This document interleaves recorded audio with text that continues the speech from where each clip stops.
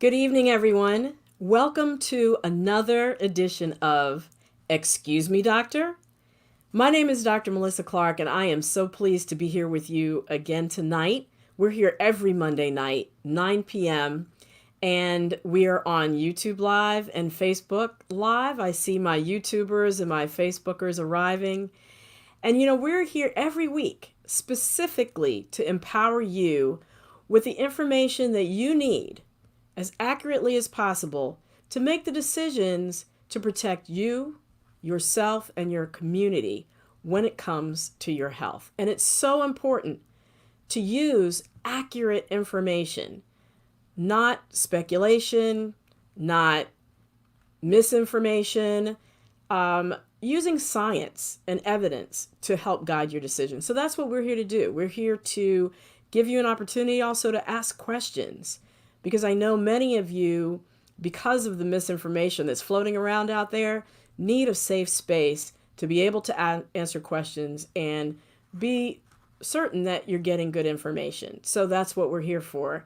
And thank you all so much for joining us tonight. So we have a wonderful show lined up for you.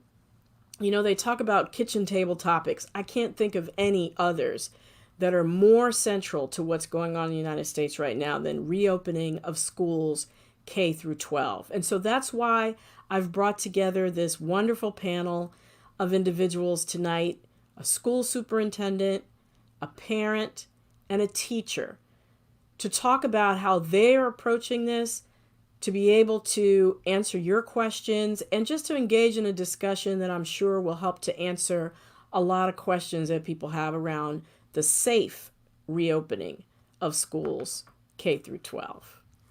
So stay tuned for that. And in the meantime, we're going to be doing that shortly. Get your questions ready. Start typing them now, because, we put them up on the screen. We'll go to them. So the sooner you get them up, the sooner that we'll be able to answer them. So while you're doing that, I am going to go ahead and do our weekly update. So the numbers, we're rapidly approaching 5 million cases in the United States.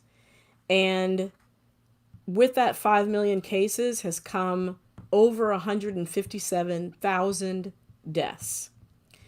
And as always, I always mention how many people have recovered, and it's 2.32 million people who have recovered. So that's wonderful.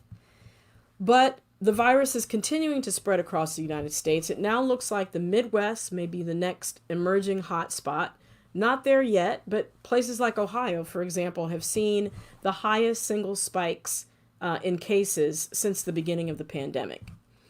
But the region that's still ahead of everybody else, the counties that are having the biggest spikes, weekly spike in cases, are in the South. And that's Mississippi, Louisiana, Missouri, and Georgia. And speaking of Georgia, the governor there has finally backed down against his lawsuit that he brought against the city of Atlanta and that courageous mayor, Keisha Lance Bottoms, who wanted to mandate masks in the city, but he tried to block it. Well, he's backed off. And thank God, because that will probably save thousands of lives, given that Georgia, as I mentioned, is one of those hot spots. So the next thing, fewer births. Remember at the start of the pandemic, when everybody was speculating, people are going to get all busy with each other and there's going to be all these births happening? It doesn't look like that. It actually looks like we're going to have 500,000 fewer births next year.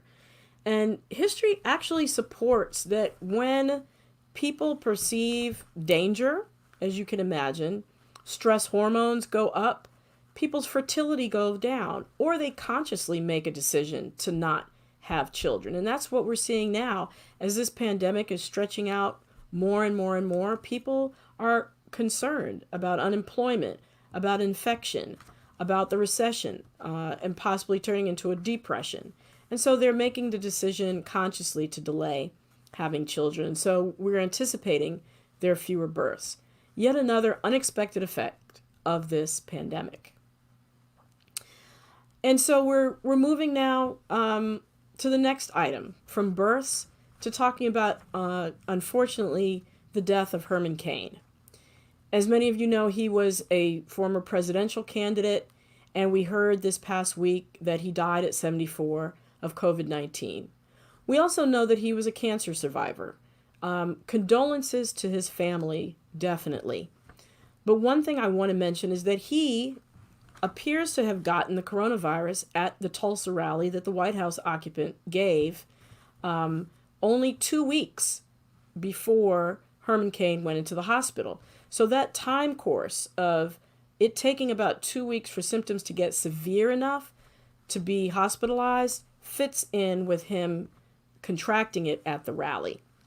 And we saw the pictures. We saw the pictures of him without the mask, no social distancing, everybody crammed in there like sardines. And I have to say this. Just like in the horror movies, just like in the Revolutionary War, Know Your History, Crispus Attucks, it appears that the first man to die as a high-ranking Republican has been an African American. That's Herman Cain.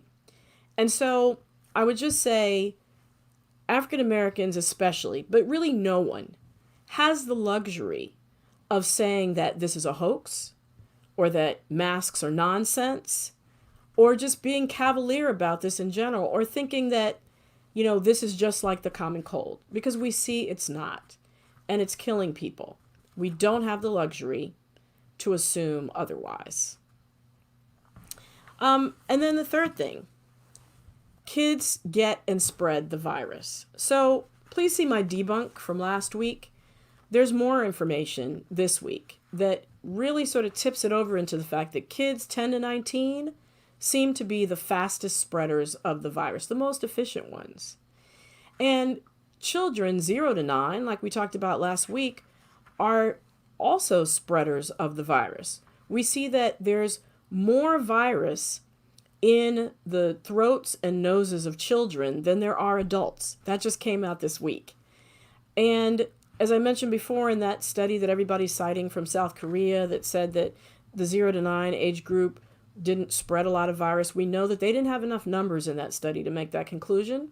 And we also know that in non-household contacts, the 0 to 9ers spread it just as much as everybody else. So, and then we saw here in America that Georgia camp, that YMCA camp, so many people tested. 75% of the people who were tested positive in the camp. And that just came out this week.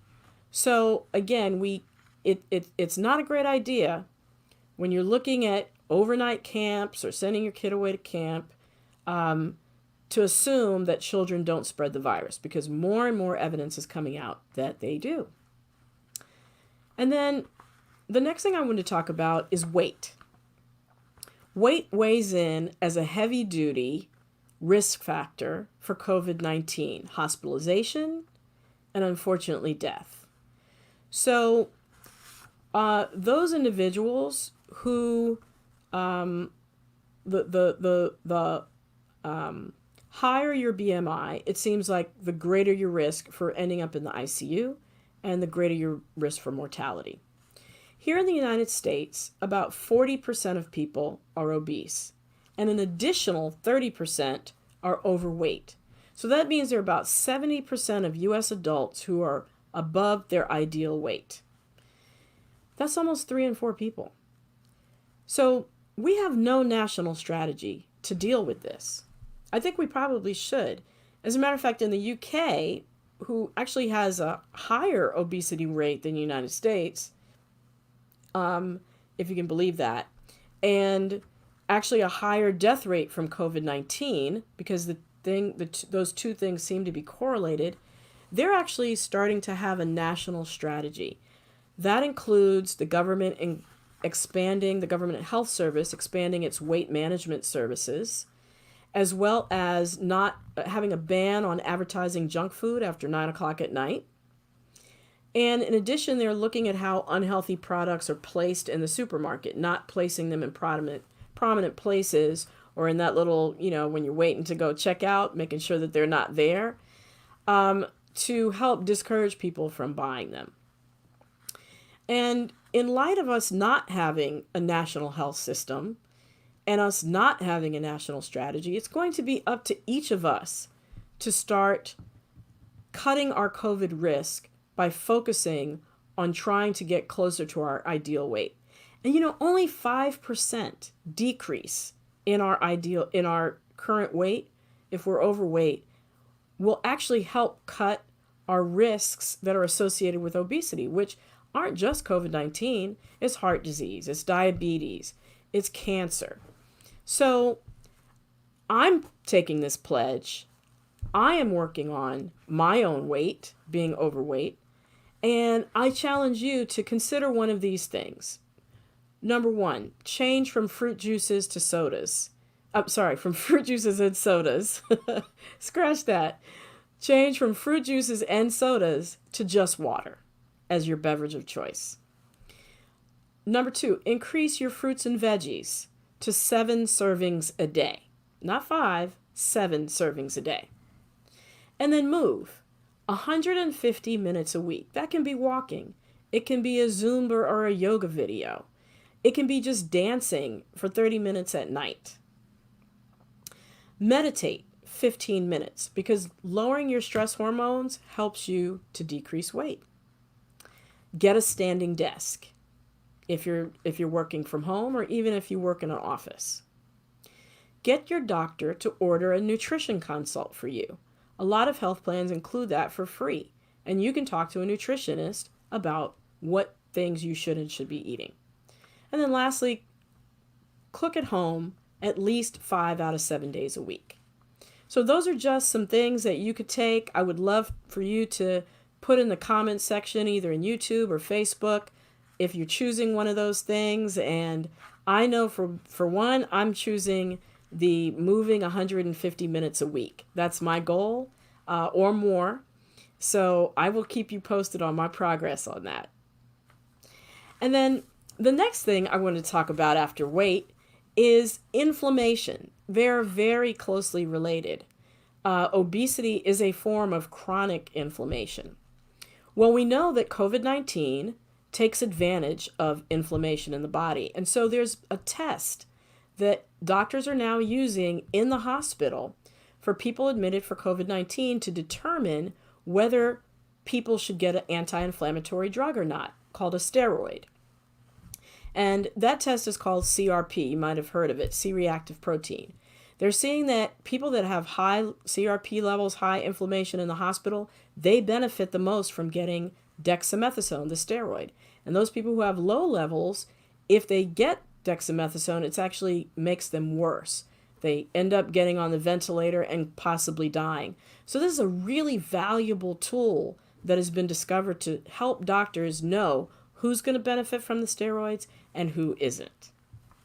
And then before we go to our weekly debunk, I just want to mention a late breaking item. And that's that Dr. Deborah Birx, you probably know her from the press briefings at the White House. She finally has come out and said something that I've been saying all along. And I want you to just watch this clip.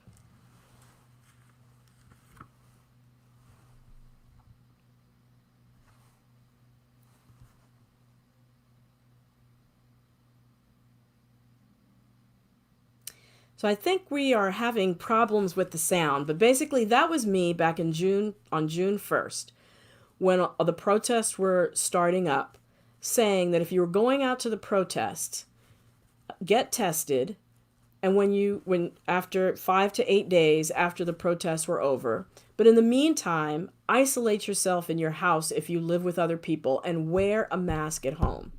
Dr. Birx finally came out and said that today, that people who live in multi-generational households should consider wearing masks at home. I say wear a mask at home. If you are out partying at the Broadmoor Manor, and those people who live in Maryland know what I'm talking about, that house that was closed down where they're having pool parties with 200 people or more not wearing masks. If you went to the white trash boat rally, and I'm not saying that in a disparaging way. That's actually a boat rally that takes place in Illinois every year, and they had it. There were a lot of people out there unmasked. It doesn't matter what your background, your ethnicity, who you are. If you are out living your best life and not wearing a mask and not social distancing, when you come home to your families, especially if they're older people and people with pre-existing conditions that live with you, wear a mask in your house. It's not unreasonable. You could be saving the life of somebody who you love very, very much. You can also stay in your room. That's the other thing too. And so it's really important. We've had questions on here. How do you effectively protect your family if you live in a situation with a lot of other people? That's one of the answers, is to wear a mask at home. And so I want to move on to the weekly debunk. So y'all know what it's going to be this week. It's going to be about that video that's been circulating with Dr. Stella Immanuel and the America's Frontline Doctors. I heard that hydroxychloroquine is a cure, but they don't want us to use it. Well, let's break the video down. Number one, consider the source, America's Frontline Doctors. Well, it turns out very few to none of them are actually on the front lines, actually emergency physicians or doctors working in hospitals. I think even a couple of them are ophthalmologist eye doctors, and one of them doesn't even have a medical license. Dr. Immanuel herself runs a clinic in a strip mall, and we also know that she's a religious leader of some sort, and she believes that alien DNA is used in medicine, and that if you have gynecological problems like cyst, that it's from sleeping with demons. So again, consider the source. They don't appear to be reputable. And also, it was streamed on Breitbart News. That was started by Steve Bannon, who many people know has actually publicly said his goal is to start chaos. The other thing about that video is considering the funding. It was funded by a conservative dark money group that has ties to the Tea Party, which is a wealthy Republican donor-backed nonprofit. And in April, they started pushing for rapid reopening of the country and the economy, even in the face of, the cases spreading and spiking all over the place. And then the next thing is the backdrop. Remember, they were standing on the steps of the Capitol? Well, that was done purposely to try to give an air of legitimacy that was sorely needed, because, as we've said, there's really not anything legitimate about what they were saying. There is nothing that backs not wearing a mask. There's nothing that backs rushing back out to reopen schools or reopen the economy. And then I want to talk about the science around hydroxychloroquine. I have no political agenda. I just want to present the facts to you as I know it. Number one, there's no legitimate medical organization that says hydroxychloroquine is a cure. There is no cure for COVID-19. It's irresponsible to say that. Number two, there have been multiple clinical trials so far that have shown that hydroxychloroquine has not been found beneficial in treating the virus. There is one trial that came out of Detroit, Henry Ford Hospital, where they did find a benefit. I want you to know that. But that study has been criticized because they did not randomly assign people to groups. And what ended up happening is people who got hydroxychloroquine also got dexamethasone, that steroid that I told you about. More of those people, more of the hydroxychloroquine group got the steroid. We know that steroids decrease the death rate by 77%. So how do you tease out the effect of the hydroxychloroquine versus the steroid? You can't. So it's not a good study. Other people hold out hope that if you pair hydroxychloroquine with zinc, since hydroxychloroquine helps zinc to get into the cell and zinc helps to decrease the replication of the virus, that you'll see a benefit. But that study has yet to be done. We're also waiting to hear the results of a trial from that same Detroit group that show that's giving hydroxychloroquine to people who are working on the front lines, real frontline workers. So paramedics and nurses and doctors in the hospital. We don't know what the result of that is. It's being given to them to see if it prevents them from getting COVID-19, and those results are still out. In the meantime, though, it is irresponsible to say that hydroxychloroquine cures coronavirus, because it doesn't, based on all the evidence that we have to date. So I hope that answers your questions about the video. I got DM'd, text, WhatsApped the video a lot and what my opinion was, and that's it.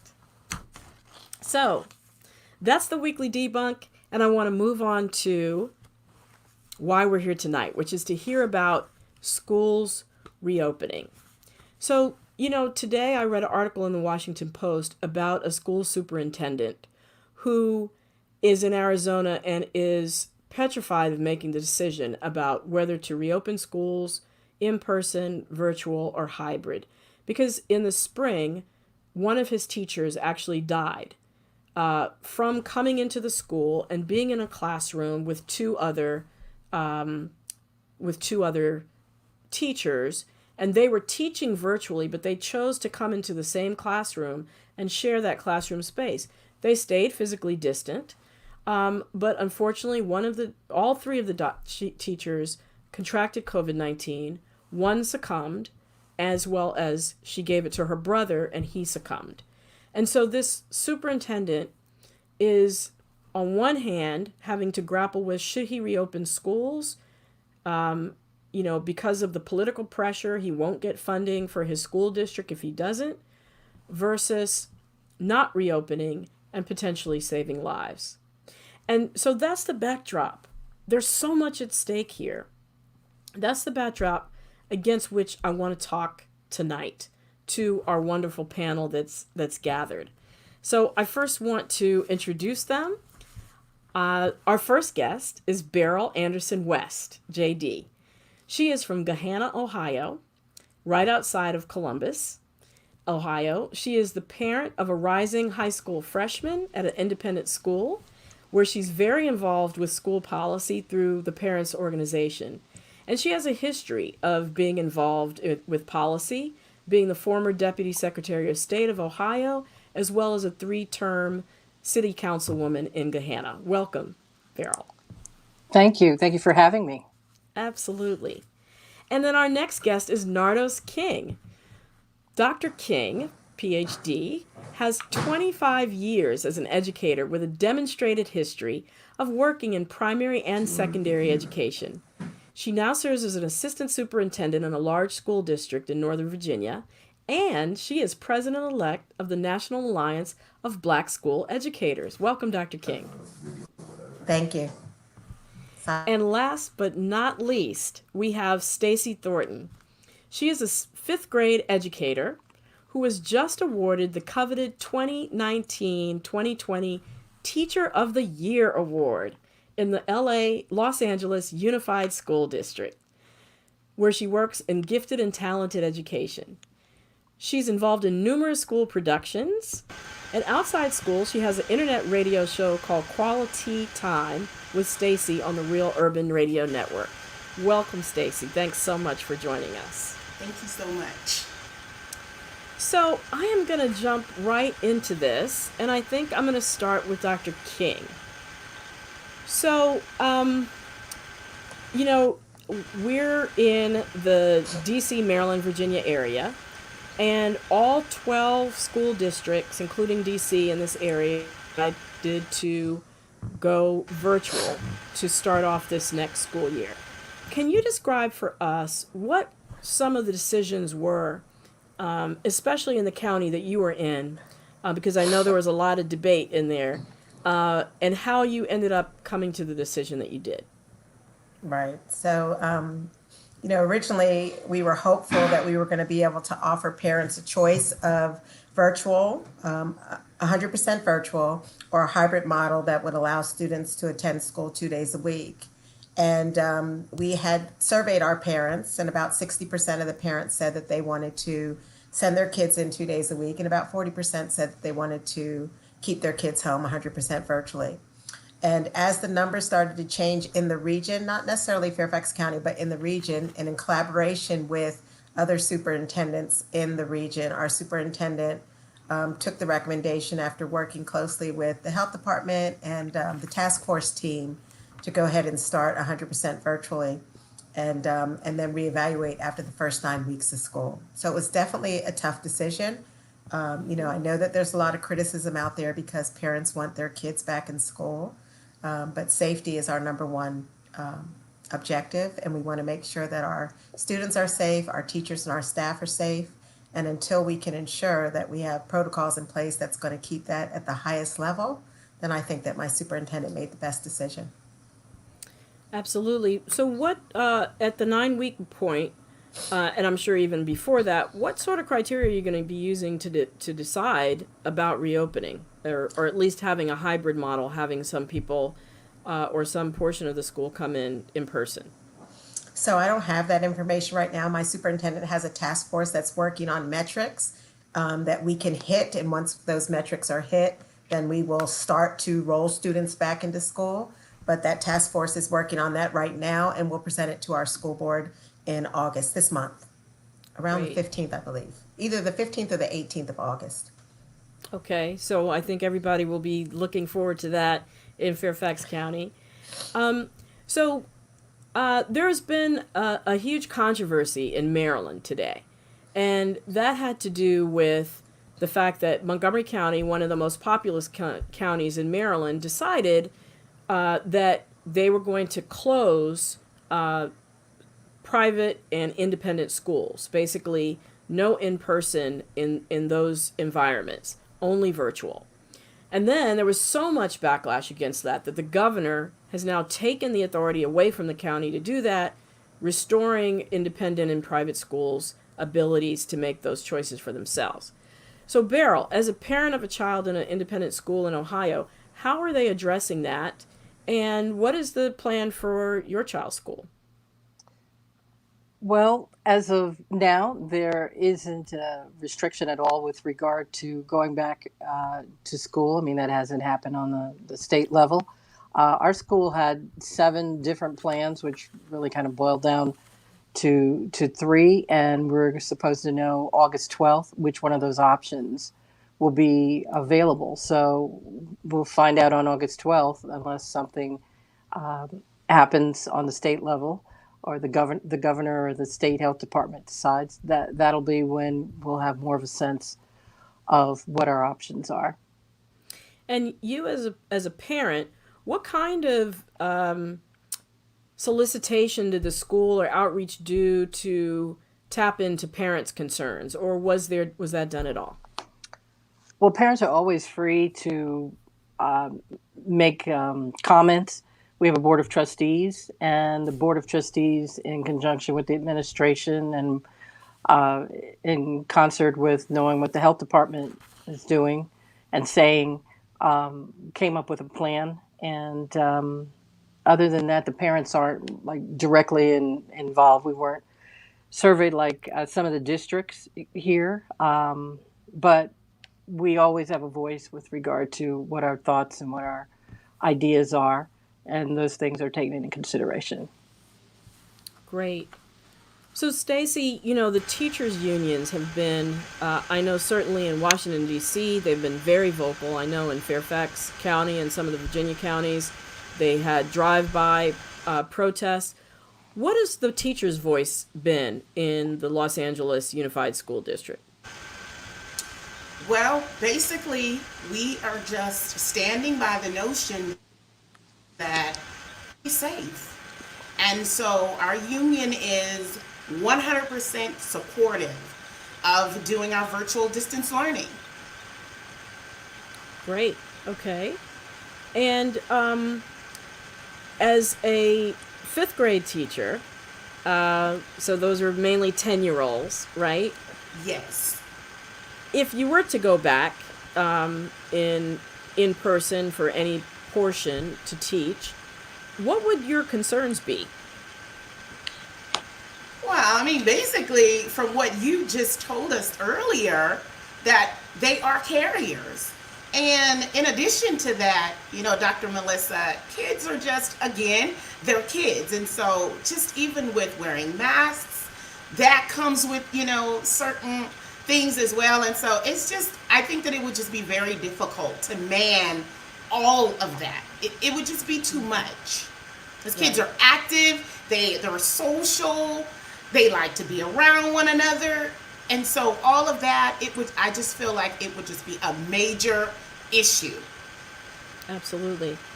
So, given that you probably had to do some online teaching in the spring, what were some of the challenges that you encountered that you're anticipating for the fall, and what are the lessons learned that you're going to be taking forward now that you're going to be online? Well, from the spring, we had an issue of kids being, having the availability to be online. A lot of households did not have the internet, and so a lot of the schools had to provide hotspots. A lot of the kids didn't have the computers needed, the laptops, and it just really caused a problem. Now, from there till this coming up school year, they have given us monies to, get devices, and so all the children will have devices. There have been some companies to donate free hotspots to children, and so we're hoping that we can go into this year much better prepared. Wonderful. And, thank you for bringing up those disparities. I want to go to Dr. King because I want her to talk about the victory that she recently had in her school district, and then go into let's talk about that first. If you could bring that up for me, the victory that you recently experienced that was featured on the Joy Reid cable news show, the Readout. Please. Yeah, so thank you for that. One of the schools in my region was formerly known as Robert E. Lee High School, is now John R. Lewis High School in honor of Congressman John Lewis. It was a process that started back when we were still in school and then was put on hold because of COVID. But our school board worked really, really hard to get the dates back on the calendar so that we could follow the process and unanimously voted to change the name to John R. Lewis. We're very, very excited and proud about that. It's the first high school in the country named in honor of him. So I'm excited that that school is in my region. And I'm excited for you. I think that's a wonderful victory.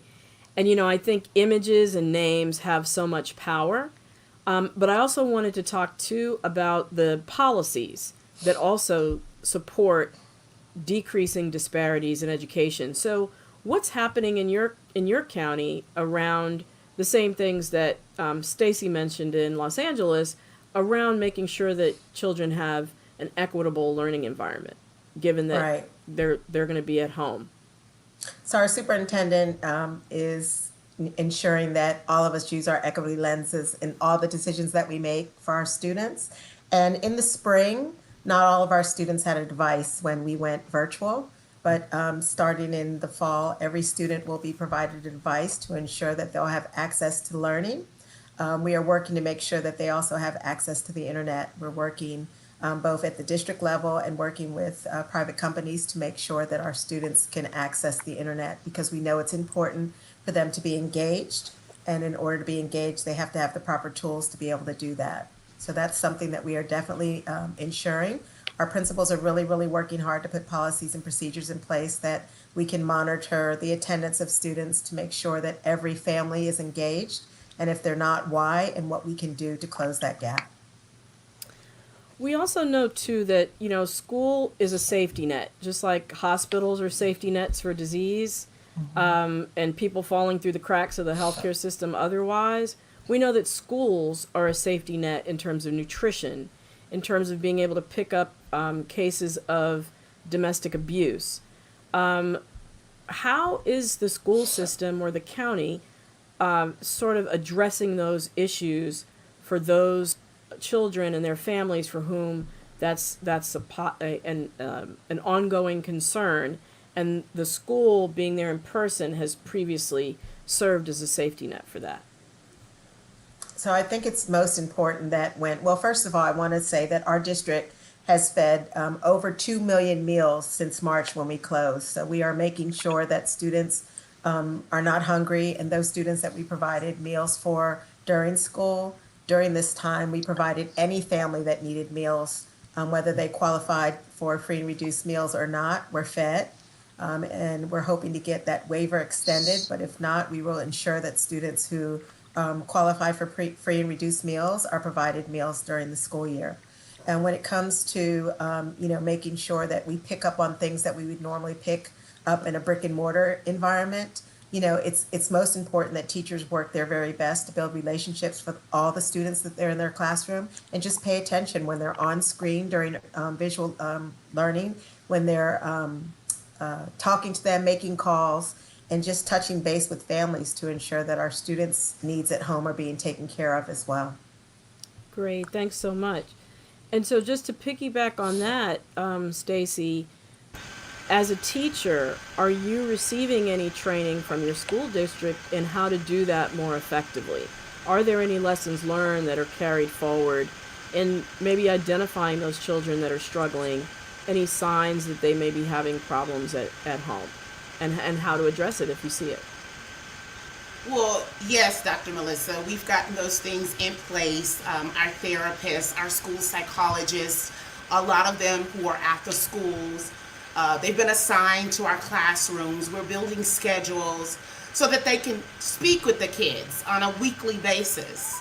And even as an educator, my sole duty is to really reach out to parents. Because believe it or not, they need support too.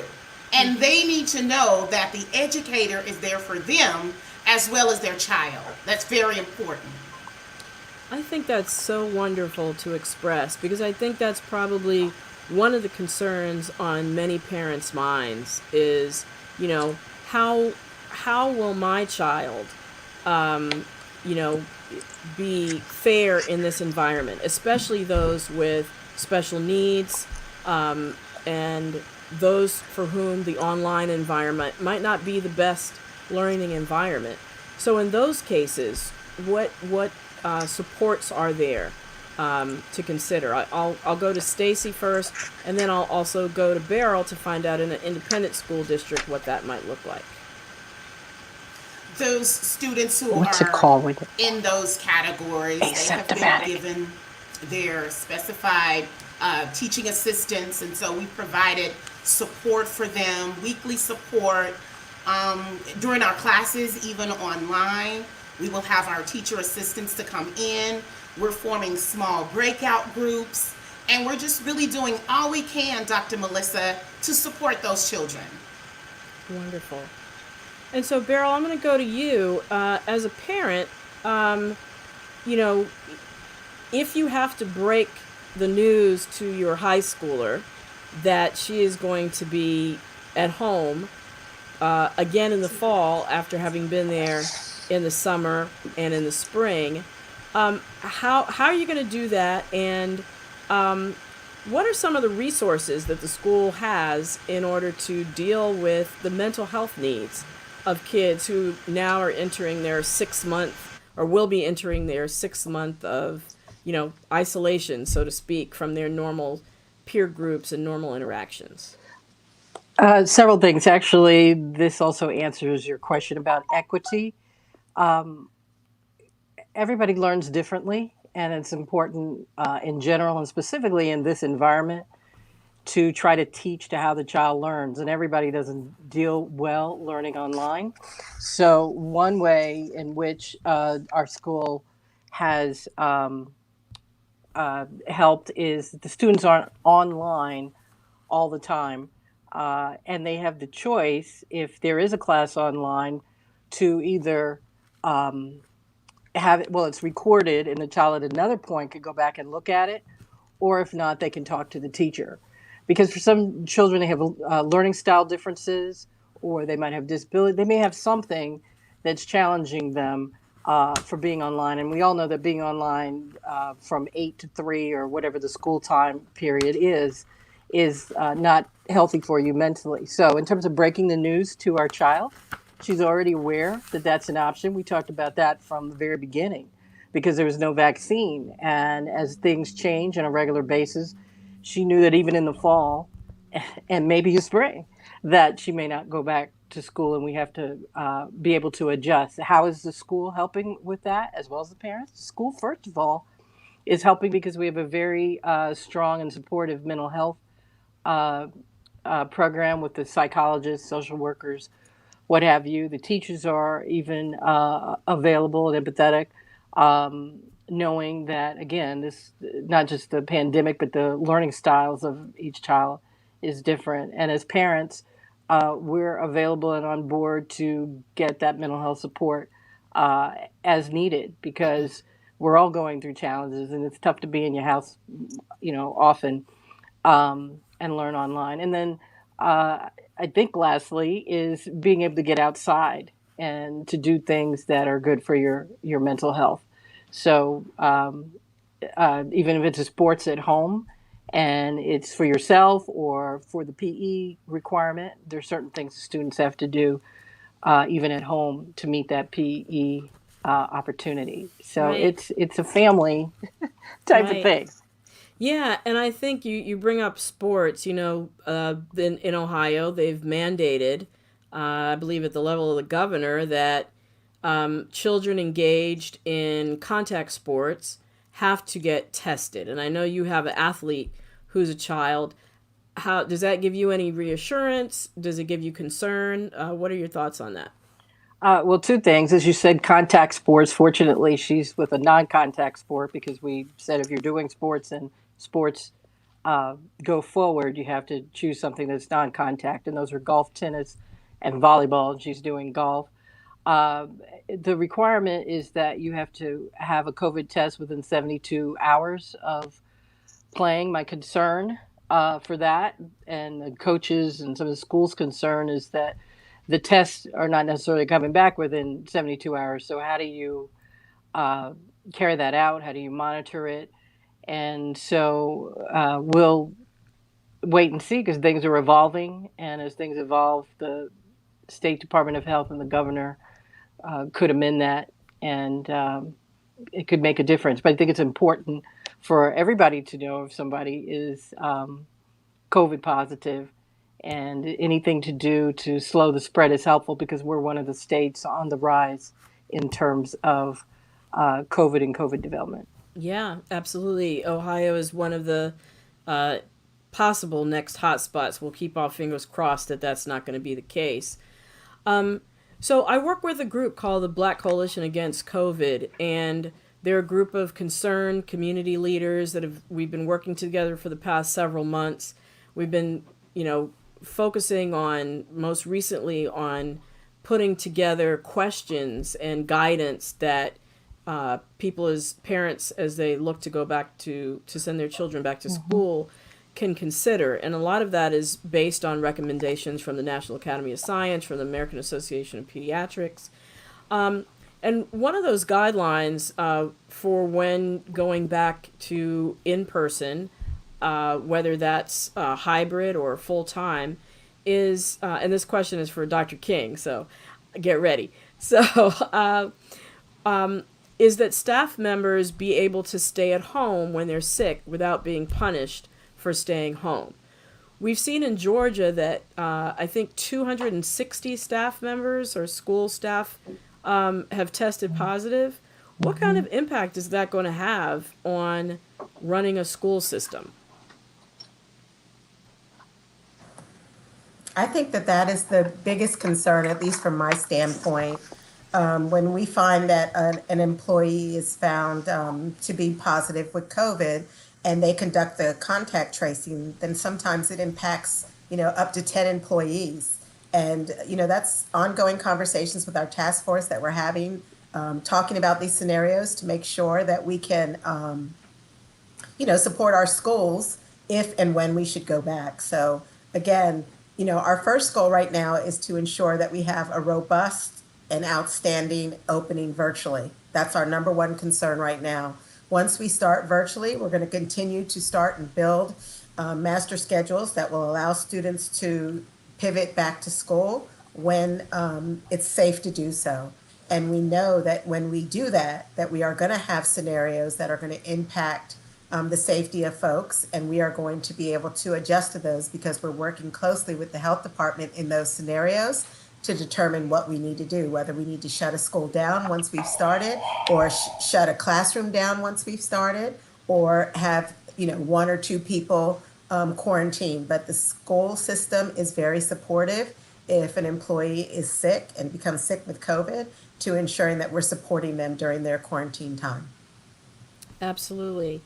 So there was in the story that I opened up with, which is actually in the Washington Post today, with that superintendent of schools in an Arizona county.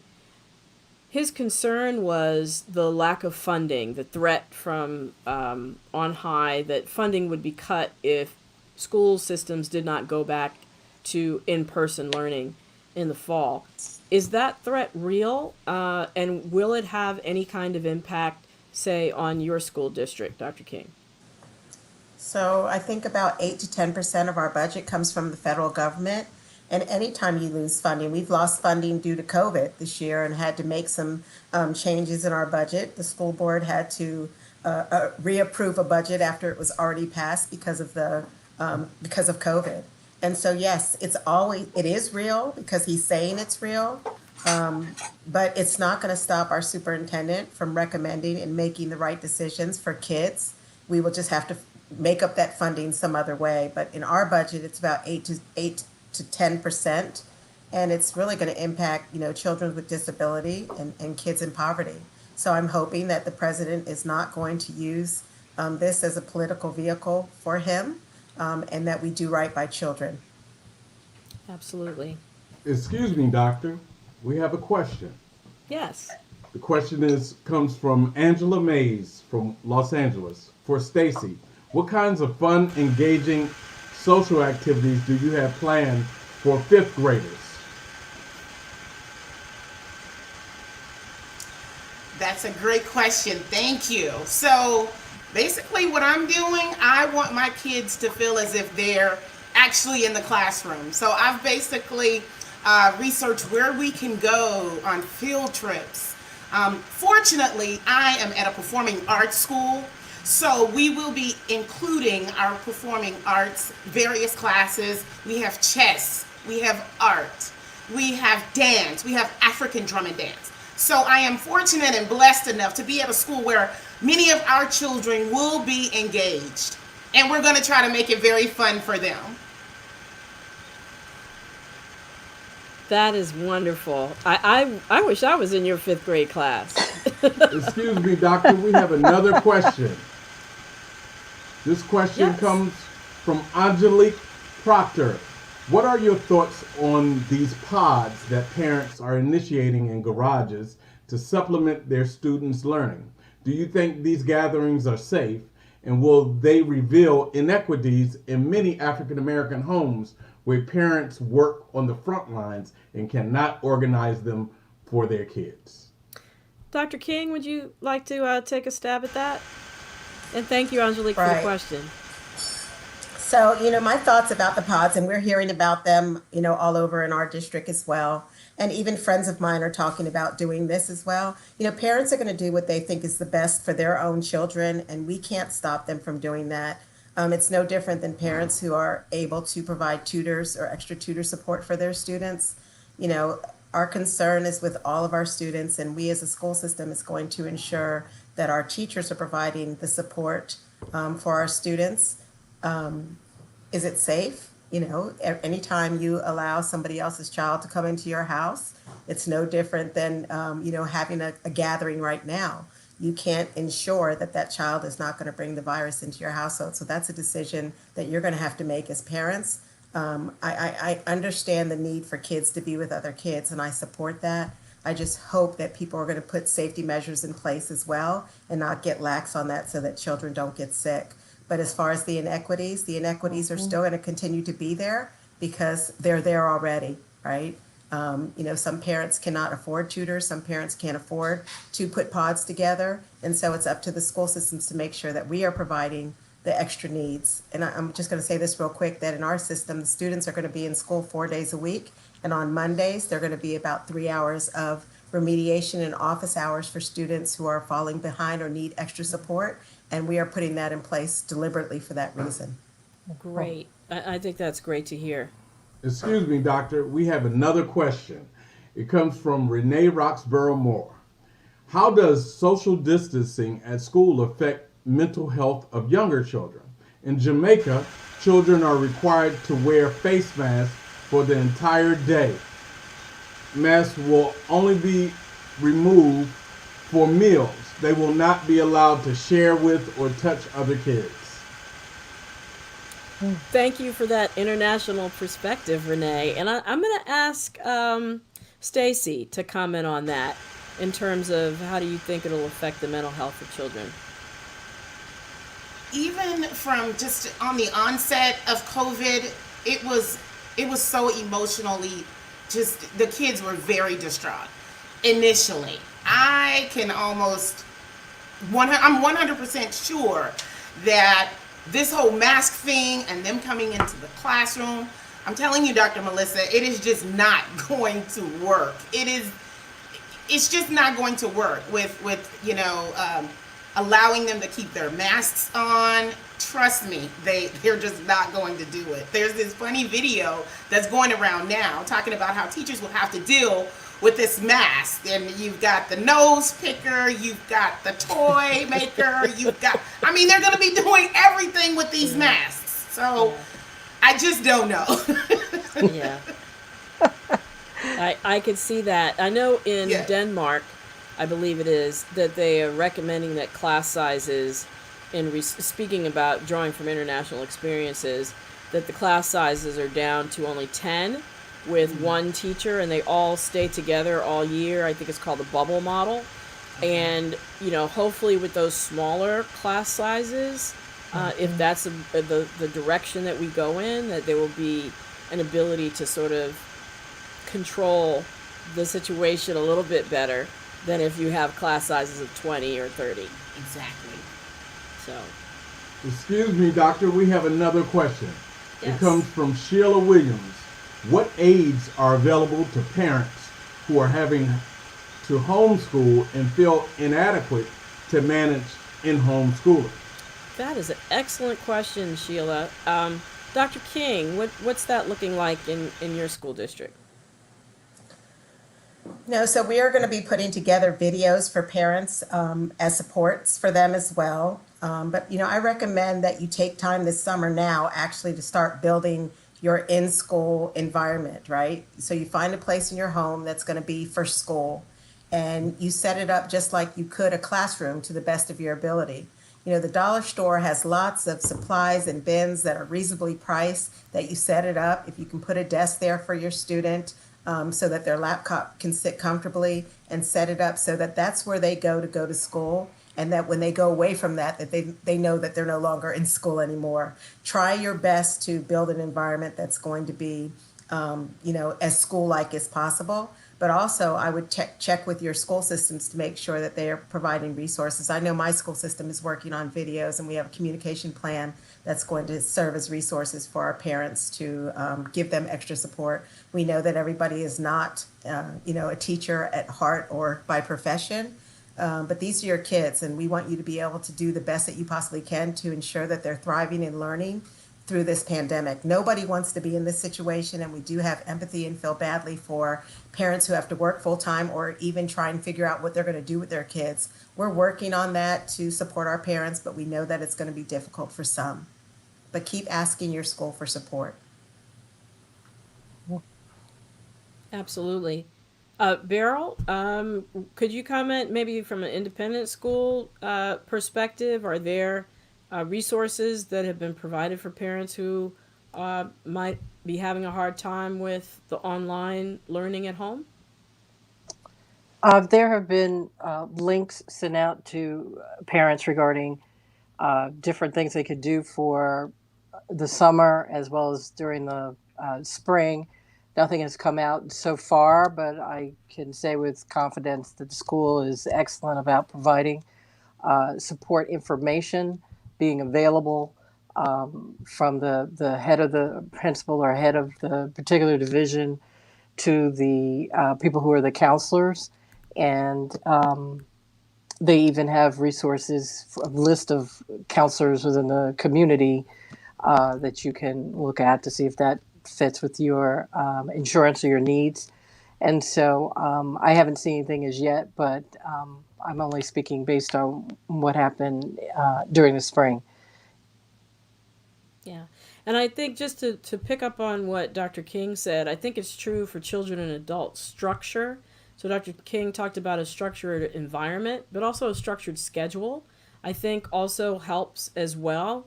You know, getting out of bed, putting clothes on and combing your hair. I think that's very important before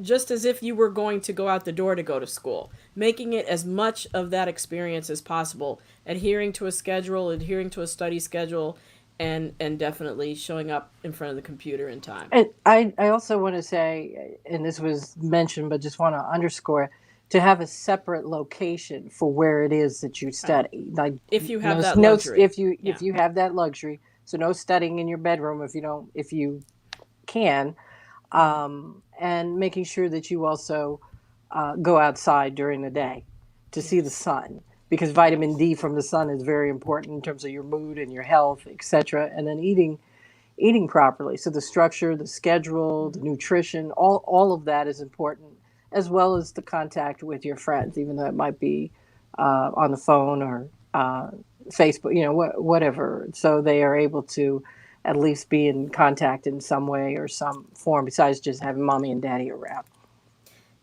And brothers and sisters. Thank you for the reminder about nutrition, vitamin D, and exercise, all of which contribute to brain power and learning for sure. Excuse me, doctor. We have another question. This question comes from Valerie Spalding Parker. Have the teachers also been surveyed for their thoughts on in-person versus virtual learning? What recourses will teachers have if they do not want to teach students in person due to the virus? Stacy, would you mind telling us what's going on in your neck of the woods regarding those questions? Sure, Dr. Melissa. So far, we have been surveyed. Our surveys have been turned in, and basically for our district, it's already been mandated that we're going to teach from home. So that's already in place for us. So we're fine. We're fine with that. Right. If and when you do go back as a teacher, what sort of safeguards will you be doing yourself personally, and what would you want to see in place in the classroom? Well, from what I'm told, when we do go back, we will be on a hybrid schedule. I believe that's what they said. And so the desks will be 6 feet apart. Of course, we all will be wearing masks. But what I want to know is, or I would feel very comfortable, is if every day we come in, get our temperatures checked. I mean, I don't feel comfortable now 100%, but also because I'm at a district where I'm at a union, I have a very strong union.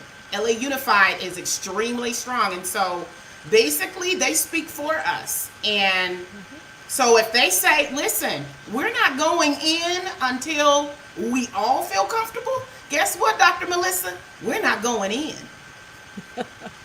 Well, I hear you, and I understand that, and I know some of the guidance has been not just around frequency of testing and temperature checks and the smaller class sizes, but also plexiglass barriers around desks, staggered arrivals to the school and leaving school, as well as monitoring going to the bathroom, because you know that coronavirus can be spread through flushing toilets, so making sure that there's not more than 1 or 2 people in the bathroom at any given time. There are a whole list of things that I know every school has to keep in mind. Excuse me, doctor. We have one final question. Our question comes from Max Gregory Anderson. How are sports being treated at your schools? Are they being pushed despite COVID-19? I am going to ask Dr. King and then also Beryl to talk about those. So in Fairfax County, our schools are governed by the Virginia High School League, and they have made the decision to delay fall sports. So we will start, if we go back, with winter sports, and then fall sports will fall behind that, and then spring sports, and they will shorten the season. But they do have plans to have sports when we go back to school. We won't have any sports in the fall. And Beryl, what about at your school? At your daughter's school?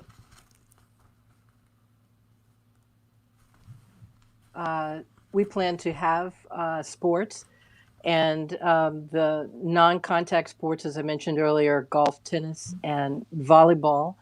We're waiting to see what the outcome is of this 72-hour rule for contact sports and how that's going to be implemented, given the fact that test results are not necessarily coming back within 22 hours of a game being played, or 22 hours period.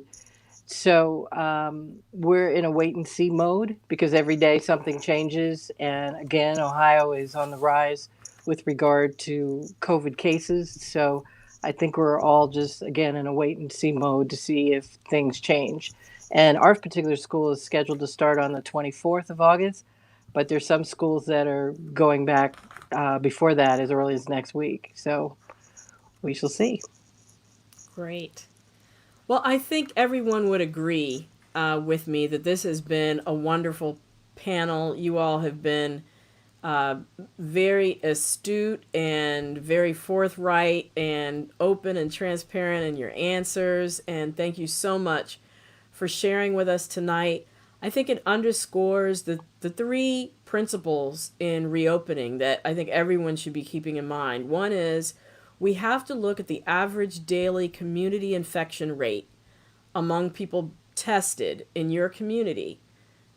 And it has to be low before we start to think about sending kids back to school. And we're seeing that across the country. Places that have not been doing this have ended up having infections in summer camps and in other activities. And now as we reopen schools, we have to use those exact same principles. Number two, I think schools have to employ public health protocols. I mentioned some of them. We know distancing, masking, deep cleaning, and installing hand washing stations, possibly even the plexiglass barriers that I mentioned before. And then making sure that there are adequate resources to enact these safeguards and include funding for all these safeguards to take place, and possibly even more school nurses, guidance counselors. You heard the importance of caseworkers and social workers and mental health counselors, as well as more teachers so that class sizes can be smaller. So those three principles, the daily community infection rate, the public health protocols, and the resources, are all going to be key if we're ever going to reopen. And remember, the connection is this. What each and every one of us does on a daily basis in terms of our masks and our physical distancing and our hand washing and protecting our elders and those around us who have chronic diseases, the more we do that, the more we'll get community spread down, the quicker that our schools can reopen. And so I just want to wrap up with that tonight. I really want to thank you all for tuning in. I want to thank my wonderful panel once again. If you're up tomorrow morning, remember I'm on the Russ Parr Morning Show at 7:45 Eastern Time. We'll be back here next week. Actually, no. Next week I'm actually going on vacation just for 1 week. So stay tuned for more announcements about when we'll be coming back. But until we reconvene and until we're together again, remember, please be wise, be well, and be health empowered. Thanks so much.